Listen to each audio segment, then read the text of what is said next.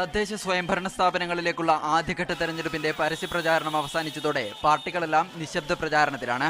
ആദ്യഘട്ടത്തിൽ തിരുവനന്തപുരം, കൊല്ലം, ഇടുക്കി, വയനാട്, കാസർഗോഡ്, കണ്ണൂർ, കോഴിക്കോട് എന്നീ ജില്ലകളിലാണ് നാളെ വോട്ടെടുപ്പ് നടക്കുന്നത്.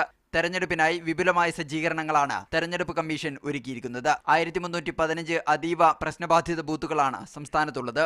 ഇവയിലധികവും ആദ്യഘട്ട വോട്ടെടുപ്പ് നടക്കുന്ന ജില്ലകളിലാണ്. ഇവിടങ്ങളിൽ കനത്ത പോലീസ് സംവിധാനം ഉൾപ്പെടെ ശക്തമായ സുരക്ഷാ ക്രമീകരണങ്ങളാണ് ഒരുക്കിയിട്ടുള്ളത്. ഇതിൽ 1022 ബൂത്തുകളിൽ വെബ്കാസ്റ്റിംഗ് സംവിധാനം ഏർപ്പെടുത്തിയിട്ടുണ്ട്. മറ്റിടങ്ങളിൽ വീഡിയോഗ്രഫി സൗകര്യം ഏർപ്പെടുത്താൻ ജില്ലാ തെരഞ്ഞെടുപ്പ് ഉദ്യോഗസ്ഥന്മാരെ ചുമതലപ്പെടുത്തി. കോർപ്പറേഷൻ, മുനിസിപ്പാലിറ്റി എന്നിവിടങ്ങളിൽ ഒരു ഇലക്ട്രോണിക് യന്ത്രവും ത്രിതല പഞ്ചായത്തുകളിൽ 3 വോട്ടിംഗ് യന്ത്രവുമാണ് സജ്ജീകരിച്ചിട്ടുള്ളത്. നാളെ തെരഞ്ഞെടുപ്പ് നടക്കുന്ന 7 ജില്ലകളിൽ 31,161 സ്ഥാനാർത്ഥികളാണ് മത്സരരംഗത്തുള്ളത്. ഇതിൽ പകുതിയിലധികവും സ്ത്രീകളാണ്. 15,848 പേർ.